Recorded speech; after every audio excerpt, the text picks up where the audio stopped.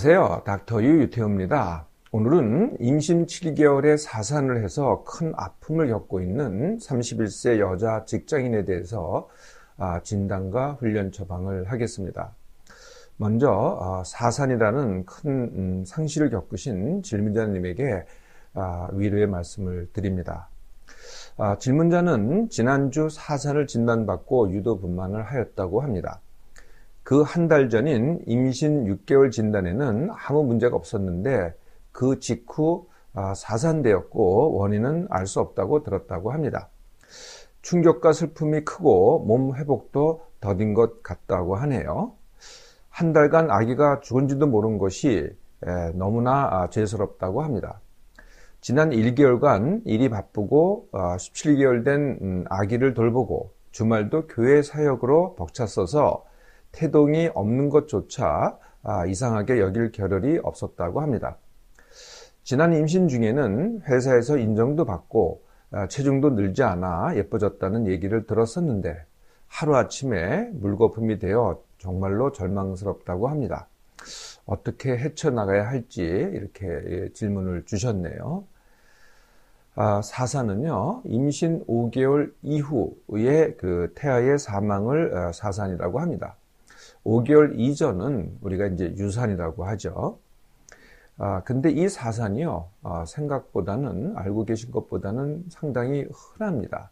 100명의 임신 중에서 1명꼴이니까요. 네, 이게 크게 알려져 있지는 않지만은 상당히 흔히 발생하는 문제라는 거죠.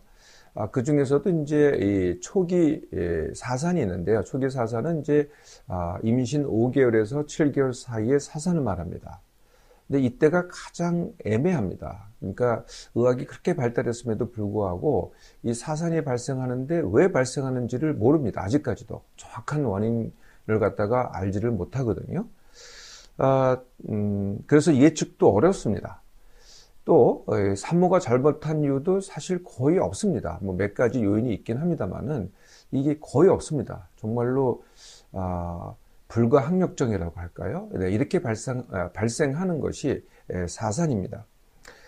바빠서 태동이 없는 것을 알아차지 못했다고 죄의식을 느낄 상황도 아닙니다. 설사 알아차렸다고 하더라도 사산은 이미 일어난 다음의 일이기 때문에 그것을 막을 수 없는 것이죠. 그래도요, 중요한 사실이 하나 있습니다. 내가 이번에 사산했다고 하더라도 다음에 또 사산하느냐? 그건 아닙니다. 네, 이게 굉장히 불가항력적으로 발생하는데 이게 반복적으로 일어나는 건 꼭 아니라는 겁니다. 그때 어떤 이유들이, 여러 가지 요인들이 이게 겹쳐가지고 한 번 딱 일어나는 일이거든요. 다음에 또 그러라는 이유가 없기 때문에 그냥 또 자유롭게 다시 임신하셔도 아무 문제가 없습니다. 원하시면은요. 몸 회복의 문제는요, 뭐 출산 후 회복과 같습니다. 네, 사산이라고 하더라도 내 몸으로 봐서는 출산이기 때문이죠. 첫째를 출산한 다음에 이미 첫째가 있다고, 17개월 된 첫째가 있다고 말씀해 주셨잖아요. 그때 이제 몸조리를 잘 했을 겁니다. 그거랑 똑같이 하시면 됩니다. 그때보다도 유리한 게요. 그때는 이제 육아의 부담이 있었잖아요. 네, 지금은 이제 육아의 부담이 없으니까 회복은, 몸의 회복은 빨리 될 것으로 이렇게 기대를 합니다. 그래도요, 마음의 문제가 있겠죠. 정말 태어난 아기를 잃은 것과 똑같은 그런 심정이거든요. 네, 그래서 이제 이걸 이제 상실이라고 합니다. 내가 사랑하는 사람을 잃었을 때 이걸 이제 상실이라고 하는데요. 상실이 있을 때는 이제 다 애도의 과정을 거치게 되죠. 네, 이렇게 슬프고, 정말 안타깝고, 뭐, 여러 가지 심정이 교차하고, 이런 과정을 이제 애도의 과정이라고 합니다. 이 애도의 과정을 거칠 때요, 이 생명에 대해서 다시 한번 이제 생각해 보게 됩니다. 이미 다들 알고 계시겠지만은 모든 생명은 유한합니다.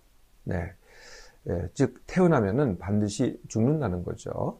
질문자도 사망을 피할 수 없고요. 저 닥터유도 사망을 피할 수 없습니다. 생물뿐만이 아니고요. 심지어는 무생물도 유한합니다. 네, 지구, 우리가 몸담고 있는 지구가 무한할 것 같잖아요. 아닙니다. 유한합니다. 심지어는 우주도 무한하지 않습니다. 유한합니다. 네, 이게 시작이 있었다는 거죠. 네, 좀 길 뿐이지 시작이 있었다는 건 똑같습니다.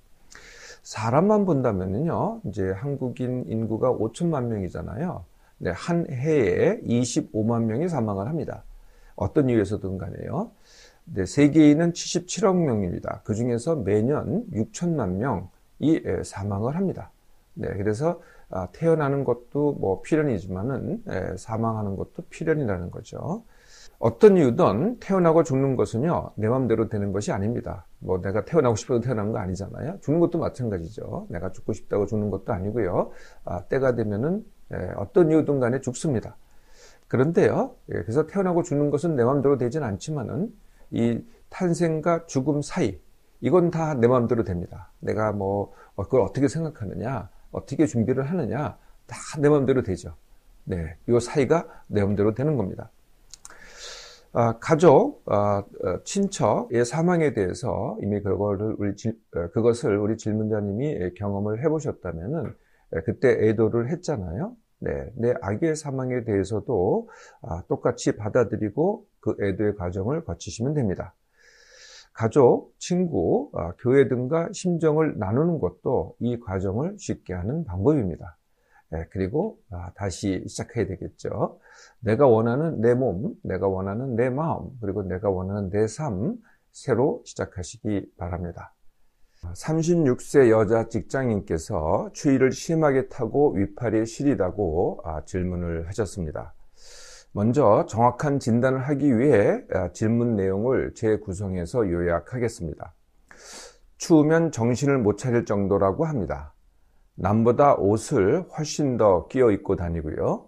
추운데 참으면 두통, 소화장애, 온몸 굳음 등으로 일주일 동안 고생을 한다고 하네요. 위팔 부분이 특히 시려서 등, 목, 머리, 어깨까지 굽고 경직이 된다고 합니다.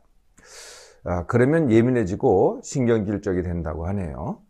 자다가도 팔이 시려 깨는데 더워서 머리, 등에 땀이 나도 팔은 시리다고 합니다.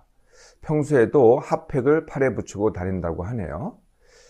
죽지 않는 병인 줄은 알지만 누구 만나기도 쉽지 않고 사회생활이 어렵다고 합니다. 자, 어떻게 스스로 훈련해서 완치할 수 있을까요? 처방하도록 하겠습니다. 추위를 심하게 타는 것을 냉기라고 합니다. 냉기만 있으면은 닥터유의 그 냉기 완치 훈련이 있습니다. 이걸 참고해서 훈련하시면 될 것 같고요. 아마 질문하신 분도 아마 이것을 참고하시지 않았을까 싶습니다. 그런데 문제는 냉기에 땀 문제가 겹쳐 있는데 이게 위팔 시림이라는 겁니다. 특히 이제 위팔 시림이 심해서 더 고통이시잖아요. 이건 무슨 문제냐? 이게 이제 냉기는 사실은 전신에서 느끼는 겁니다. 전신에 느끼는데 위팔만 특히 그렇다. 그러면 이제 다른 문제가 있는 거죠. 시림이라는 것은 꼭 추위하고는 다르거든요. 근데 추위하고 시림하고 이렇게 혼돈되는 경우가 많이 있어요. 그리고 동시에 느껴지는 경우도 많이 있죠. 네, 시리면은 더 춥다고 느끼고요. 추우면은 더 시리다고 느끼고 그런 거죠. 이 시림은 어디서 오느냐? 이 팔, 손가락에는 전부 다 특히 이제 세 가지 신경이 가는데요. 감각신경, 운동신경, 자율신경입니다. 그 중에서 이제 감각신경이 감각을 담당을 하죠. 춥다고 느끼거나 시리다고 느끼거나 뭐 아프다고 느끼거나 따뜻하게 느끼거나 뭐 등등 뭐 간지럽다고 느끼거나 이게 다 이제 감각신경의 느낌인데요. 이 감각신경이 이상이 있는 거죠. 어떤 이상이냐? 굉장히 이제 우리나라 사람한테 흔한 이상인데 그게 뭐냐면 근육 뭉침입니다. 이 감각신경은 이제 척수에서 나오죠. 척추표에서 척수에서 나옵니다. 그러니까 팔로 가는 건 이제 목 척추에서 나오죠. 네, 이렇게 나오는데 나오면서 근육을 통과하게 됩니다. 근육을 통과하는데 이 근육들이 뭉쳐 있어요. 그러면 이제 신경을 누르지 않겠어요? 그러면은 여러 가지 저림도 오고 시림도 오고 감각의 증세가 온다는 거죠. 이게 겹쳐 있다는 것이거든요. 이렇게 신경 눌림에 의해서 시림이 오잖아요. 그럼 냉기를 느낄 때 더 심하게 느껴집니다. 그런데요, 시려서 목, 머리, 어깨가 굽고 경직된다고 이렇게 기술을 하셨잖아요. 이렇게 설명하셨잖아요. 그런데 사실은 반대입니다. 근육이 뭉쳐서 더 시리게 느껴지는 거죠. 그러니까 이제 선호가 바뀌었습니다. 원인과 결과가. 예민해지고 신경질적이 된다고 했잖아요. 네, 그런데 사실은 예민해지고 신경질이 나는 상황에서 근육이 뭉쳐서 더 시림을 더 크게 느끼는 거죠. 이게 거의 동시에 일어나니까 춥고 시림 때문에 그런 것 같지만은 사실은 원인은 그 반대라는 겁니다. 그 다음 것도 비슷합니다. 사람 만나기가 어려운 것도요. 사람 만나기가 부담스럽잖아요. 내가 시리고 이게 추위를 많이 느끼니까 사람들 앞에 보이기가 힘들어. 싫어. 부담이 느껴져. 그러면은 사람만 싫다고 이렇게 생각을 하시잖아요. 근데 사실은 그 반대라는 거죠. 사람 만나기가 부담스러우면은 더 춥고 더 시리다는 겁니다. 전체적으로 원인과 결과가 바뀌어 있다는 거죠. 그래서 이것만 해결하면은 다 잘 될 것 같은데요. 이게 절대 해결되지 않습니다. 그러니까 원인을 먼저 고쳐야지. 이건 결과니까요. 그래서 훈련은 어떻게 하느냐? 아까 이제 말씀드렸던 냉기 완치 훈련을 기본적으로 하시면서요. 두 가지를 더 하셔야 됩니다. 하나는 근육 악 뭉치기 하기. 이 근육이 뭉쳐 있다 그랬잖아요. 그것을 악 뭉치기 하기. 그리고 증세에도 불구하고 이걸 한 번에 고칠 수 없습니다. 무슨 이건 맹장염 같이 한 번 수술해서 이렇게 싹 없앨 수가 없거든요. 그동안에 오랫동안 이게 진행이 되었기 때문에. 그래서 증세에도 불구하고 부딪히고 드러내기입니다. 자꾸 그런 상황에 부딪히고 그런 부담스러운 사람을 만나고 하는 게 이제 부딪히고 드러내기가 되겠죠. 근육 안 뭉치게 하기는요. 이것도 제가 강의에 올려놨습니다. 이게 이제 감각신경이 눌리면 통증이 제일 흔한 증상이거든요. 시림도 있고 저림도 있지만은 그래서 이것을 뒷목 통증 완치 훈련에 올려놨습니다. 이게 같은 훈련이거든요. 이걸 보고서 참고해서 훈련하시면 되겠고요. 부딪히고 드러내기는 일상 또는 관계 어떤 것도요 피하지 말고 부딪히기를 하는 겁니다. 그리고 내가 냉기가 있고 시림이 있는 걸 위팔에 시림이 있는 것 갖다 드러내기입니다. 내가 이런 문제가 있어. 좀 이런 문제가 있지만은 그래도 너를 만나러 왔어. 내가 이 상황을 잘 해결할 거야. 이렇게 시작을 하는 거죠. 그리고 다른 사람한테 드러내는 겁니다. 그렇다는 사실을. 이렇게 부딪히고 드러내잖아요. 그럼 희한하게도요, 냉기와 시림이 줄어듭니다. 그러면 어떻게 되겠어요? 부딪히고 드러낼 기력이 더 생기겠죠. 이게 이제 선순환됩니다. 그동안은 악순환이었죠. 내가 춥고 시려요. 그래서 사람을 피하고 그런 상황을 피해요. 그럴수록 더 춥고 더 시려집니다. 이게 악순환이고요.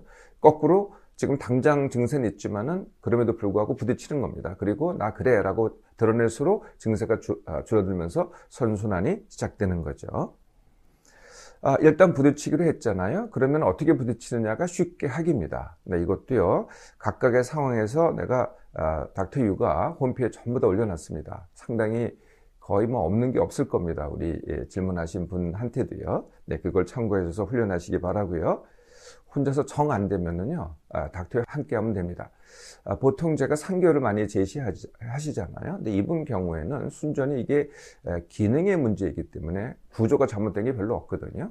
그리고 감량하신다든지 감량 같은 거 하면 시간이 좀 걸리잖아요. 그런 게 아니기 때문에 1개월이면은 거의 완치하거나 1개월만 훈련 받으시면은 혼자서도 잘 마무리하실 수 있을 것으로 생각이 됩니다. 이렇게 유상담은요, 닥터유 홈피에서 신청할 수 있습니다. 홈피 주소는 표지 화면에도 나와 있듯이 닥터유.kr입니다.